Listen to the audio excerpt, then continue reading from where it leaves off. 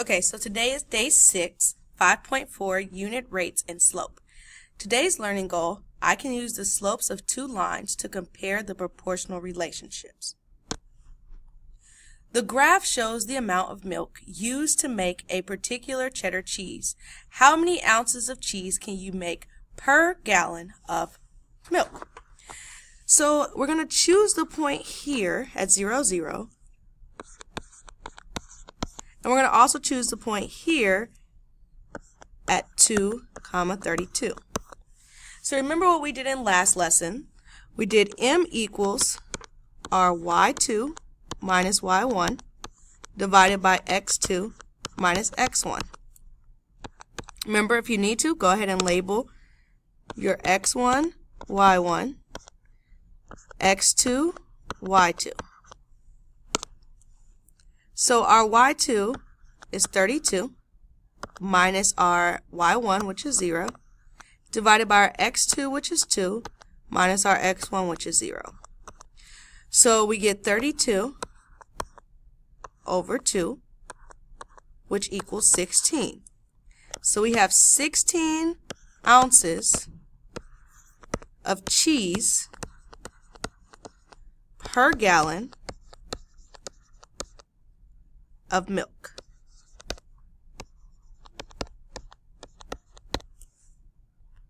Your neighbor burns 88 calories in 8 minutes cross-country skiing. There is a proportional relationship between calories burned and time. Part A says what is the unit rate of calories per minute.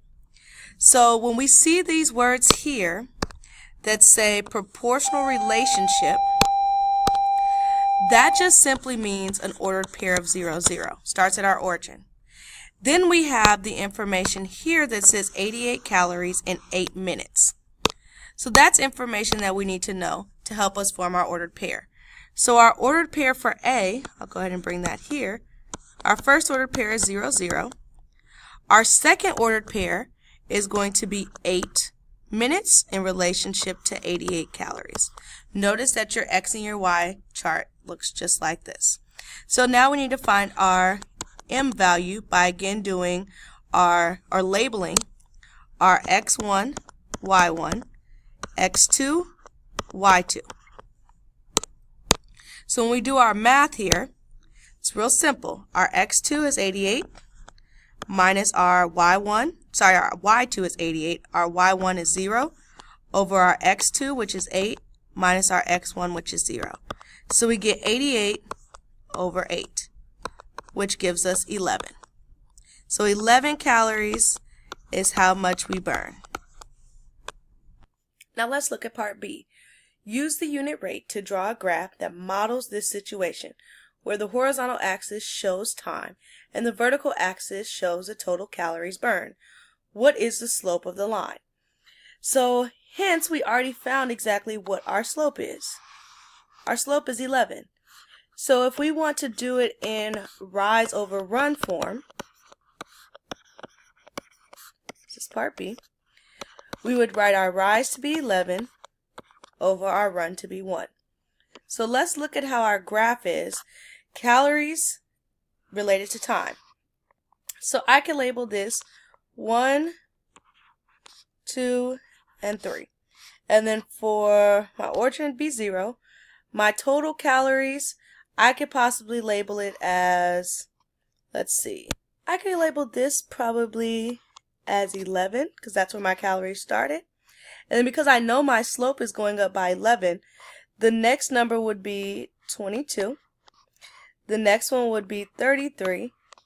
The next one would be 44, and so on. So that means I can graph it at 1, my time being 1, is at 11. My time at 2 would be considered 22, and my time at 3 would be at 33. So when I draw this, hopefully you guys are better than mine, it forms this line here. Okay, so your friend borrows $200 from her parents. The graph shows how much money she owes her parents. How much is she repaying her parents per week? How long will it take your friend to repay her loan? Well, notice here we have two questions to answer. how much is she repaying her parents per week? So each week she needs to pay her parents back. The second question is, how long will it take her friend to repay her loan? Well, let's look at our graph. Our graph touches right here is 0 and 200. So that would be our first order pair. X being 0, Y being 200. Start where your graph is. Then let's figure out where our graph starts to hit the grid. So we could go down 60, and then we can go over. I'm sorry, I said we go down 60. We go down 40, so negative 40. Let me erase that because that looks pretty bad. So we go down negative 40, and we go over 2. So there's two different methods that you could do. You could do finding your M doing rise over run, which we just did here, meaning we'd have negative 40 over 2, which gives us negative 20. Or you could choose the point that's here, which would be labeled as 2 for your X and 160. And you would have labeled your graph as your X1, Y1, X2, Y2, and you could have found the slope using the 160 minus 200 over 2 minus 0. That would have given you the same answer, being negative 20. So this tells me that she repays her parents per week $20. Let's change that color. So she pays her parents $20 per week. So $20 per week is what she pays. So that represents our first question. Well, the second question says, how long will it take her friend to repay her loan? Well, remember back at the beginning, she borrowed $200 from her parents. So we need to figure out how long that will take if she pays $20 per week. So we can simply take $20, knowing that that's what we have, take $20 and divide it by, we could take 200 and divide it by 20.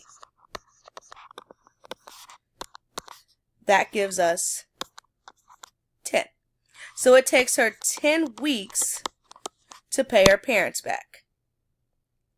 Let's highlight that in green so we know that that's the question that we answered. Good, so that's the end of the notes. If you have any questions, please ask me on tomorrow. See you guys.